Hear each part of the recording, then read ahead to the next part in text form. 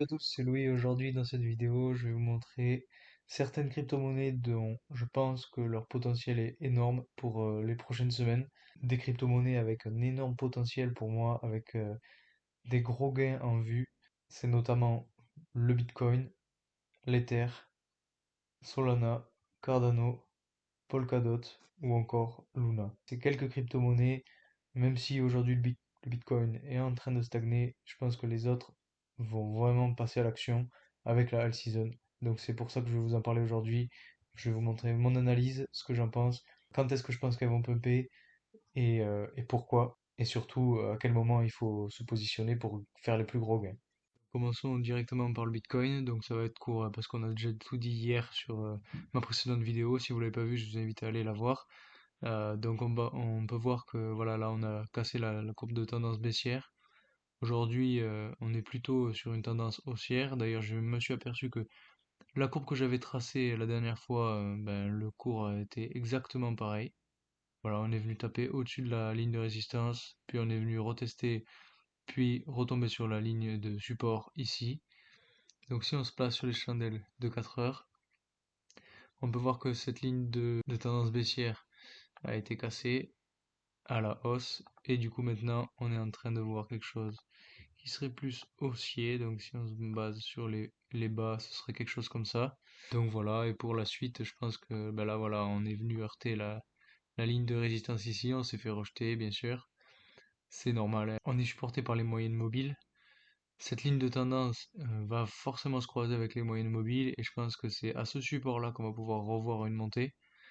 Donc à suivre et si on vient toucher cette ligne, je pense que c'est cette fois-là où on va la dépasser parce qu'on a bien assez consolidé entre ces deux lignes. Donc selon moi, on va monter plus haut dans les prochains jours, voire même les prochaines heures. Ensuite, pour ce qui est de l'Ether, donc là, on peut voir qu'il se passe des choses beaucoup plus intéressantes que sur le Bitcoin. L'Ether est en train d'imprimer une tendance haussière monumentale. Là, on est sur des chandelles journalières. Donc là, comme on peut le voir ici, voilà, on est venu toucher à chaque fois cette tendance, pam, pam, pam. Un peu ici aussi. Mais là, on a vu un nouveau all-time high pour l'Ether. Donc c'est vraiment, vraiment génial. Je vois pas ce qui peut arriver pour l'instant. Donc si ce n'est venir retester cette ligne de support là, qui était anciennement une ligne de résistance. Et si on se base plus précisément sur des chandelles de 4 heures, donc voilà, ça c'est la tendance que je viens de tracer. Et on peut voir que ben, on forme des bas de plus en plus haut, avec des hauts de plus en plus haut, on est dans une tendance haussière. On est supporté par les moyennes mobiles.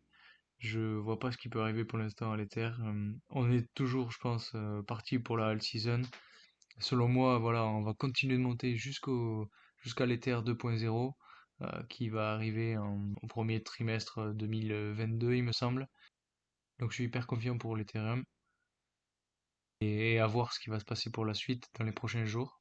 Parce que comme on a vu un all-time high il y a très peu de temps, je pense que on va peut-être revenir retester, comme on a fait pour le Bitcoin d'ailleurs, pour ensuite repartir à la hausse. Ensuite, il faut vraiment qu'on parle de Polkadot pour ce qui est en train de se passer. Donc, j'en ai pas beaucoup parlé sur cette chaîne, mais voilà, depuis juillet, on a vu une montée qui est phénoménale. Donc, on est venu monter jusqu'à un sommet en mi-septembre pour revenir faire un autre bas vers le 29 septembre et repartir à la hausse. Et aujourd'hui, vraiment, on est sur des sommets historiques. Voilà, si vous pouvez le voir sur ce graphique-là, on n'a pas plus haut. On est à 52 dollars et on est encore en train de monter. Donc, si on se base sur des chandelles de 4 heures, on a une tendance haussière qui est phénoménale, tout comme l'Ether d'ailleurs, et beaucoup d'autres altcoins qui sont en train de pumper. Je pense qu'on est vraiment, vraiment en train de voir arriver la alt season, selon moi, avec le Bitcoin qui est en train de monter, mais moins fort, et les altcoins qui, eux, sont en train de pumper. On est toujours supporté par les moyennes mobiles, pas de souci à se faire. Là, on avait une consolidation qui était assez légère, puis on a vu qu'on est, à partir de ce moment-là, qu'on a commencé à faire des bas de plus en plus haut, imprimer une tendance haussière. Donc je pense que Polkadot est vraiment une opportunité à saisir. Bon là aujourd'hui on a vu des gros gains donc je pense qu'il faut attendre un petit peu une correction parce que voilà On est sur cette tendance haussière, mais bon, ça va sûrement redescendre. Si on continue à le tracer, je pense que on va sûrement retomber. Peut-être si on peut essayer de le tracer, on aurait peut-être là, on a eu la montée. On va peut-être avoir quelque chose comme ça, puis retomber un petit peu, venir tester la ligne de tendance et remonter. Je pense que ce serait quelque chose comme ça qui va arriver. On a une ligne de résistance qui est ici. Si on la trace, on a une ligne de résistance qui est par là. Regardez, voilà, par rapport à ce que je viens de tracer, on est à peu près à la même chose et on croise à la fois la ligne de résistance qu'on avait ici, qui sera maintenant une ligne de support, avec la courbe de tendance. Et donc ça viendra supporter le cours pour le faire remonter. Pour Polkadot, je suis très optimiste. Je pense que quand même le meilleur moyen de pouvoir faire des gros gains, c'est pas de rentrer maintenant sur le marché, c'est plutôt d'attendre vers ce bas qui serait peut-être vers le 12 novembre. Voilà, attendre un petit peu que ça rechute avant de rentrer, de prendre position. Parce que là, ça sert à rien. Voilà, on est monté, on a eu le time high, on va sûrement redescendre. Donc pour moi, j'attendrai. Moi, je me suis déjà placé il y a un moment sur Polkadot parce que vraiment, je trouve que c'est un super projet. Je me suis renseigné dessus et voilà. Et je pense que vous devriez faire de même d'ailleurs parce que voilà, je suis aucunement un conseiller financier. Il faut vraiment que vous fassiez vos propres recherches. Je vous donne juste mon avis, mais voilà. Donc là, je pense que on- pour moi, on attend un petit peu avant de pouvoir recharger. Et ensuite, une fois qu'on voit une rechute, on recharge et on repartira forcément à la hausse. Bien sûr, ensuite, il faut qu'on parle de Solana et de Luna. Voilà, mes deux crypto-monnaies favorites. Si on regarde Solana dans un premier temps, on peut voir que, bon, comme je l'ai dit dans la vidéo d'hier, on est venu casser ce triangle haussier à la hausse, justement. On a vu qu'on avait une rechute ici, et puis on était reparti à la hausse. On a eu la résistance, ben voilà, hein, ancien all-time high, comme j'avais tracé cette ligne de résistance ici. On est venu la casser aujourd'hui. Je pense que, voilà, si on se met sur des chandelles de 4 heures, voilà, je pense que on va venir la retester, hein. Je pense que c'est pas anodin, hein, cette ligne-là. À mon avis, ce sera quelque chose comme ça. Hop, on va venir retester cette ligne, puis remonter, avoir un bas plus haut et remonter encore. Je pense que ça va être quelque chose comme ça. Après, voilà, c'est simplement mon avis. On a eu un all-time high aujourd'hui sur le Solana. Si on dézoome, voilà, on peut voir que, allez, on va se mettre sur des chandelles journalières, ce sera plus visible. Voilà, on a vu que l'ancien sommet était ici, d'ailleurs ma ligne de tendance. On l'a breaké aujourd'hui avec ces deux chandelles, donc c'est vraiment très positif. Donc pour le Solana, je me fais pas de soucis, comme je vous le disais hier, je pense qu'on va toujours remonter plus haut. Là, la saison n'a pas encore commencé selon moi, donc voilà, là on est en train de faire des petits pumps vers le haut, des consolidations, des petits pumps vers le haut, mais on n'a toujours pas vu les montées exponentielles, donc on attend et on se positionne au bon moment, et là c'est là où on fera les meilleurs gains. Pour ce qui est de Luna, ben, toujours pareil, la même chose que Solana, on a vu une croissance assez constante. Si on trace une ligne de tendance depuis le bas à peu près, on a quelque chose qui serait comme ça. Voilà, on a quelque chose à peu près comme ça. Avec, on est venu le toucher ici, on est venu le toucher ici, on est venu le toucher ici. Et là, le bas le plus bas. Je pense qu'on a une ligne de résistance qui est assez forte. Si on la trace, elle serait par là à peu près. Voilà, aujourd'hui on est pile dessus. Ça, c'est des chandelles journalières. Donc si on se met sur les chandelles de 4 heures, voilà, on a quelque chose comme ça, un peu plus haut. Voilà, ce serait quelque chose comme ça. Et là, on est vraiment dessus, vous voyez. On est venu le toucher pile pas au dollar près, mais presque. Et là, ben voilà, on s'est fait rejeter. Donc je pense qu'on aura peut-être une ligne de résistance qui va se créer dans ces eaux-là. Et je pense que pour la suite, ça donnerait quelque chose comme ça. On viendrait retester cette ligne de support. On remonterait, on casserait un petit peu cette ligne de résistance. On viendrait retester ici et ensuite on s'enverrait vers le haut. Je pense que c'est un scénario comme ça qui peut arriver pour Luna, même si je pense qu'on n'est toujours pas encore dans la high season et que on peut tout de même encore avoir des consolidations. Selon moi, soit on fait quelque chose comme ça vers le haut, soit,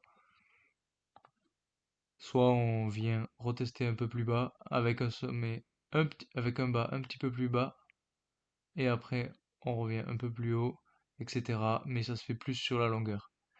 Donc voilà les deux scénarios que je pense qu'il peut arriver, avec un support ici bien sûr.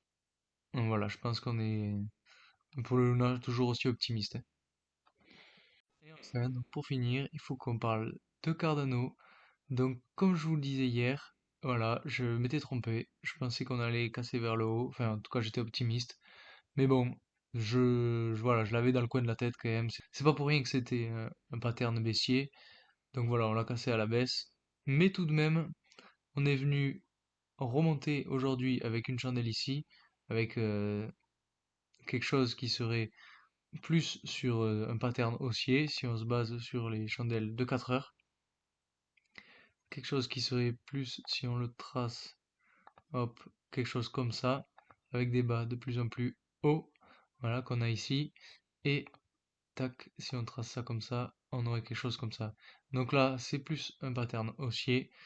Donc je pense que pour la suite, selon moi, on va venir sans doute, hop, peut-être retester un petit peu, mais avec un bas toujours plus haut, remonter encore, avoir une courbe comme ça, en consolidation, parce que Cardano adore consolider, peut-être avec des hauts un peu plus bas et des bas plus hauts, donc avec une consolidation de ce style qui suivrait les lignes de tendance, avec quelque chose comme ça, voilà, et quelque chose comme ça.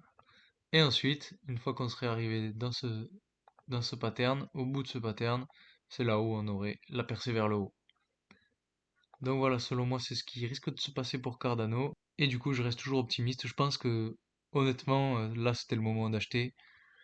Je pense qu'aujourd'hui, il faut attendre encore un petit peu que ça rebaisse un petit peu. Vers le 7 novembre, j'imagine qu'il y aura quelque chose qui va se dessiner.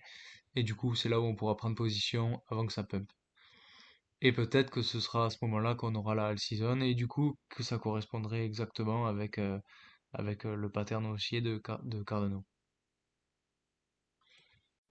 Voilà, donc c'est tout pour aujourd'hui. On a vu la plupart des grosses crypto-monnaies, en tout cas celles que je préfère. Je suis toujours aussi optimiste pour ces crypto-monnaies-là. Je pense qu'on n'est toujours pas dans la all season. Je pense qu'il faut attendre encore un petit peu, même si le Bitcoin commence à s'essouffler un peu. On va encore avoir la dernière vague, selon moi, du cycle d'Elliott. Là, on vient sans doute de voir la quatrième vague de la cinquième vague, et on a encore un petit peu de marge sur le reste. Donc voilà, on a vu toutes les crypto-monnaies les plus fortes. Donc n'hésitez pas à mettre un like, hein, vraiment ça me fait vraiment plaisir à ceux qui le font, merci beaucoup. À vous abonner aussi pour rater aucune de mes vidéos. Comme je vous l'ai dit, je fais des vidéos à peu près tous les jours sur l'avancée des crypto-monnaies, sur leurs cours, sur comment elles vont évoluer. Donc surtout n'hésitez pas. Et puis aussi, si vous voulez, mettez en commentaire votre avis sur mon analyse ou votre analyse à vous, comme vous voulez. Donc voilà, c'est tout pour aujourd'hui et je vous dis à très vite pour de nouvelles analyses. Salut!